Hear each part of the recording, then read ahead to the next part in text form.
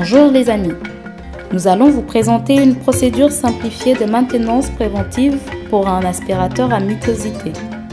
Pour réaliser la maintenance d'un appareil médical de manière générale, il faut tout d'abord consulter la documentation technique de la marque et du modèle de l'appareil. Nous recommandons de réaliser la maintenance préventive de cet appareil tous les 3 mois. Cette procédure que nous allons vous présenter ne nécessite pas l'utilisation du testeur spécifique et s'adapte à tout type d'aspirateur à mucosité. Vous pouvez la télécharger via le lien sous la vidéo. L'aspirateur des mucosités est un appareil qui est utilisé pour aspirer les liquides corporels comme les sécrétions nasales, de la salive, du sang qui encombre les voies respiratoires d'un adulte, d'un enfant ou d'un nouveau-né. L'appareil sera relié aux voies respiratoires d'un patient via une tubulure adaptée. L'aspirateur des mucosités est généralement composé d'une pompe aspirante coupée en moteur électrique, d'un manomètre de contrôle de pression, d'un bocal de recueil avec un flotteur et d'un filtre antibactérien. La procédure que nous vous proposons ici se décline en 10 étapes. Première étape, contrôle visuel.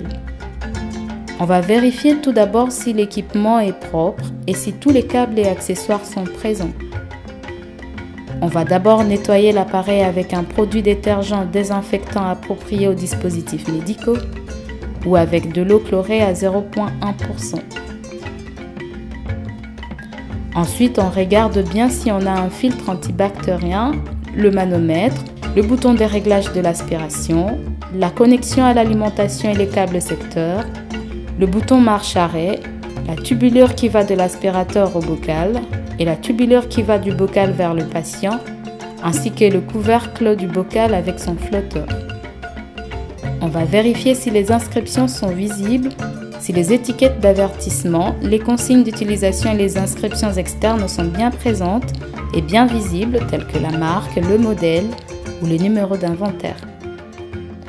Deuxième étape, contrôle mécanique.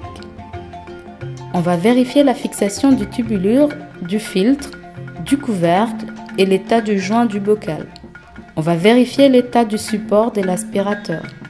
On va vérifier la fixation du bocal sur les châssis. On va également vérifier les roues du chariot si notre aspirateur est sur un chariot. Troisième étape, contrôle à l'allumage. On va brancher et allumer notre appareil et vérifier que tous les voyants s'allument et qu'un bruit de moteur pompe se déclenche au moment de l'allumage de l'appareil. On va ensuite vérifier le fonctionnement des boutons. On va vérifier que le manomètre est réglé sur 0 lorsqu'on arrête l'aspirateur. Quatrième étape, test de la batterie. Si l'appareil est doté d'une batterie, rechargez-la au maximum et vérifiez que l'appareil peut rester en fonctionnement au moins 20 minutes sur batterie. Cinquième étape, test d'obstruction. On va régler l'aspiration au minimum et vérifier que le manomètre est à 0. Dans les cas contraires, c'est qu'il faut changer les manomètres.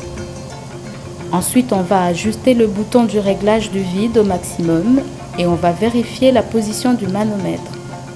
La valeur ne doit pas être en dessous de moins 0,15 bar ou moins 100 mm de mercure. Si la valeur est en dessous de celle-ci, alors il pourrait y avoir une obstruction entre les tuyaux d'aspiration et le manomètre. Dans ces cas, il faut vérifier que le filtre antibactérien et les flotteurs ne sont pas obstrués.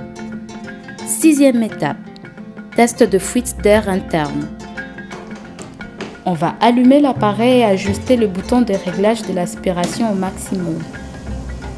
On va boucher avec les doigts la sortie directe de la pompe, puis on va vérifier le manomètre.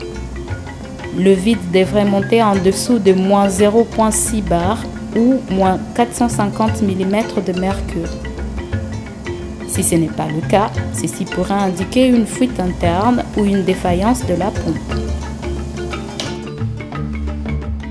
Septième étape, test de fuite d'air externe. On va allumer l'appareil et ajuster les boutons de réglage de l'aspiration au maximum. Puis on va boucher les tuyaux patients, donc le tuyau qui est entre le patient et le bocal. On va ensuite vérifier le manomètre. Le vide devrait monter en dessous de moins 0,6 bar ou moins 450 mm de mercure. Si ce n'est pas le cas, ceci pourrait indiquer une fuite vers le bocal, le tuyau ou le couvercle. Il faut vérifier que le couvercle est bien fermé hermétiquement, que son joint est en bon état. 8e étape, test d'aspiration avec de l'eau. On va vérifier que le flotteur est bien fixé au couvercle. On va allumer l'appareil et aspirer l'eau à travers le tuyau patient. On va vérifier que le liquide coule dans le bocal.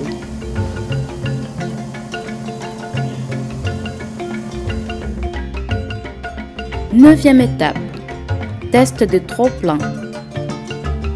On va remplir le bocal de l'aspirateur aux 3/4 avec de l'eau. Puis on va aspirer lentement de l'eau jusqu'à ce que le bocal soit rempli.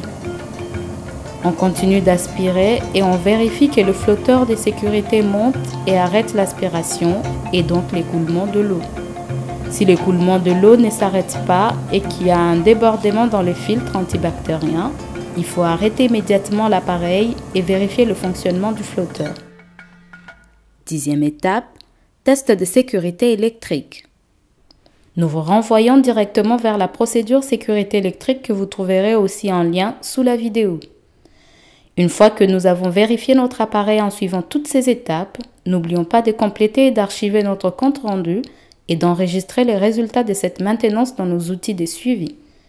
L'appareil ne peut être rendu au service utilisateur que si et seulement si toutes les étapes sont validées. À vous de jouer!